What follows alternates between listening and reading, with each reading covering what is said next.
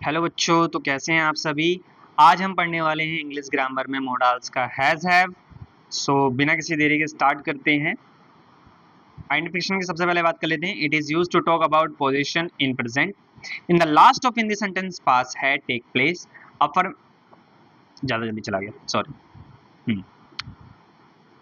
Has have कब लगता है बच्चों? जब आपके पास कोई चीज़ है, ठीक है, या फिर पास से मतलब मेरा ये नहीं कि आपके पास पेड़ है या आपके पास, मतलब मैं वो लोकेशन की बात कर रहा हूँ, ठीक है। यहाँ पर तो उस कि मेरे पास एक पेड़ खड़ा हुआ है, मेरे पास एक खंबा खड़ा हुआ है, ऐसा कुछ नहीं, ठीक है। हम उस चीज़ के पास की बात नहीं कर रहे हैं। मैं उस चीज़ के पास की बात कर रहा हूँ, जैसे कि मेरे पास फ़ोन है, ठीक है, पास रखा हुआ नहीं, मेरे पास खुद का, भाई मेरा फ़ोन है। बात समझ में आ गई? तो जब कोई चीज़ मेरे पास हो, कब? प्रेजेंट। इसकी आपको प्रैक्टिस करते रहोगे तो आपको धीरे धीरे अपने आप क्लियर होता रहेगा। क्योंकि अगर मैं बोलूँगा मेरे पास एक पेड़ है, तो उसके लिए मैं क्या लगाऊंगा? क्या हैज़ हैव लगाऊंगा? नहीं, इसके लिए नियर लग जाएगा। बट जब मैं वहीं पे बोलता हूँ कि मेरे पास फ़ोन है, कहाँ? मेरे पास है, रखा नहीं, लोकेशन की बात नहीं कर रहा हूँ, मेरे पास, तो मैं क्या बोलूँगा इसको? I have a phone. ठीक है, आगे चलते हैं। आइडेंटिफिकेशन की तो हो गई बात, अब स्ट्रक्चर की बात कर लेते हैं। Affirmative subject has have plus object. Have कब आता है, हैज़ कब आता है? हैव आता है आपका प्लूरल में, जिसके अंदर आपका आई भी आता है, we, you, they, these, those, etcetera. Has आता है आपका सिंगुलर के साथ, he, she, it, name, this, that, everybody, anybody, anyone, etcetera. I have an idea. मेरे पास एक आइडिया है। I have something to tell you. मेरे पास कुछ है तुम्हें बताने के लिए। She has my mobile. उसके पास मेरा फोन है, मोबाइल है। Mummy has sweet voice. Mummy के पास मीठी आवाज है। वैसे लगती नहीं होगी जब वो डांटती होगी, लेकिन होती है भाई, प्यार से जब ममता पूर्वक जब मम्मियाँ बात करती हैं तो बहुत प्यारी आवाज लगती है। आगे चलते हैं। They have everything for this project. उनके पास इस प्रोजेक्ट के लिए सब कुछ है। We have best player in our team. हमारी टीम में सबसे बेस्ट प्लेयर हैं, मतलब हमारी टीम के पास। नेगेटिव स्ट्रक्चर की बात कर लेते हैं। Subject do does not have object. थोड़ा सा चेंज हो गया भाई इसके अंदर। अब वो थोड़ा चेंज क्या है, यहाँ पर आ जाता है बच्चों आपका डू डज, और जो आपका हैज और हैव था वो सिर्फ एक ही चीज में चले जाता है, टिक जाता है, और वो किसमें? हैव में। जो चेंज होगा आपका सिंगुलर और प्लूरल के साथ, वो होगा अब चेंज किसका? डू और डज का। अब ये समझ लीजिए कि डज नॉट को हम लोग डजेंट भी पढ़ सकते हैं, डू नॉट को डोंट भी पढ़ सकते हैं। डू और डज आता किसके साथ है? देखो,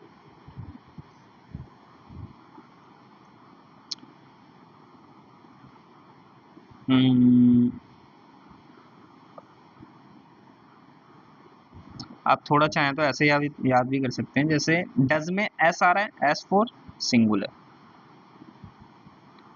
अब वो बेचारा डू, तो वो हो जाएगा डूरल। यानी कि जिनके साथ आपका पहले, अगर आप सिंपल सेंटेंस बनाते, क्या आ रहा था बच्चों? हैव आ रहा था, उसके साथ आ गया डू, और जिनके साथ हैज आ रहा था उनके साथ क्या आ गया? डज।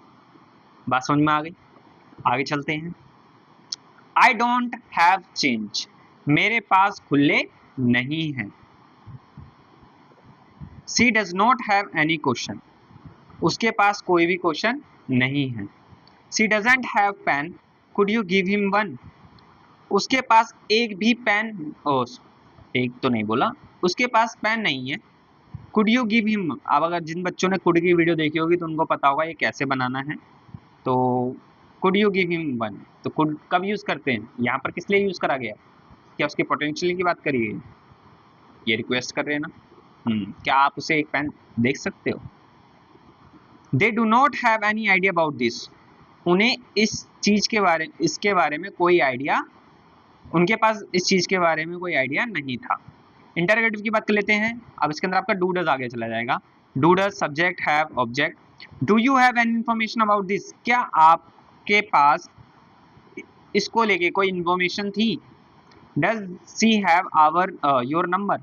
क्या इसके पास, सॉरी, हाँ, क्या इसके पास तुम्हारा नंबर है? Interrogative. Question word do does subject have object.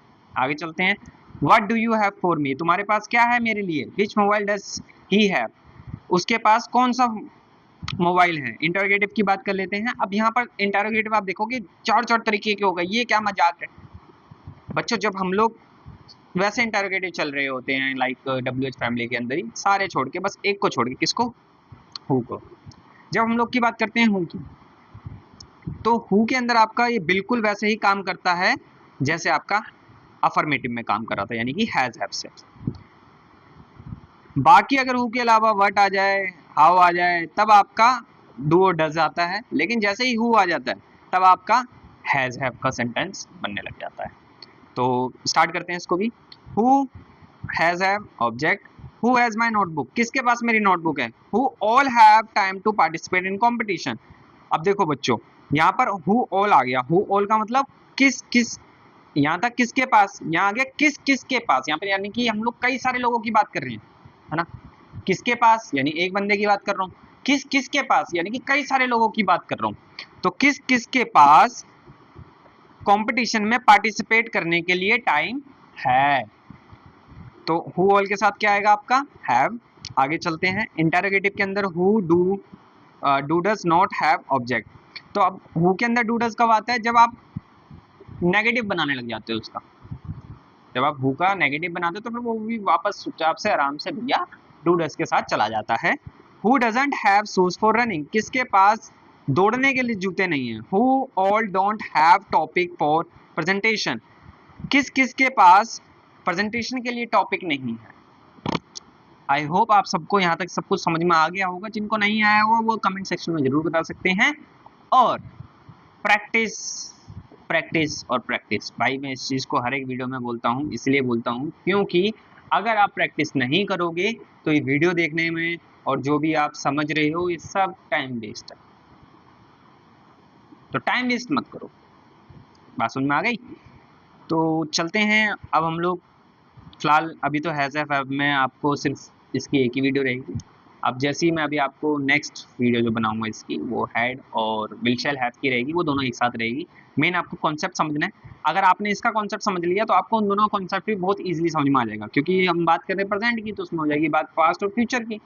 Simple है एकदम, बस वर्ड चेंज हो जाते हैं और थोड़ी सी चीज़ें चेंज हो जाती हैं, ज़्यादा कुछ चेंज नहीं होता। बस ये समझ लीजिए आप 18-20 का फर्क हो जाता है। जो एक जैसे होते हैं ना, ये हैज हैव हो गया, जैसे is am are was were, will be shall भी आप लोगों ने करा, कैन और कुड करा, तो इनमें ज़्यादा फर्क कहाँ है, थोड़ा बहुत तो ही फर्क है। तो वो थोड़ा बहुत फर्क कब समझ में आएगा, जब आप उसकी प्रैक्टिस करो।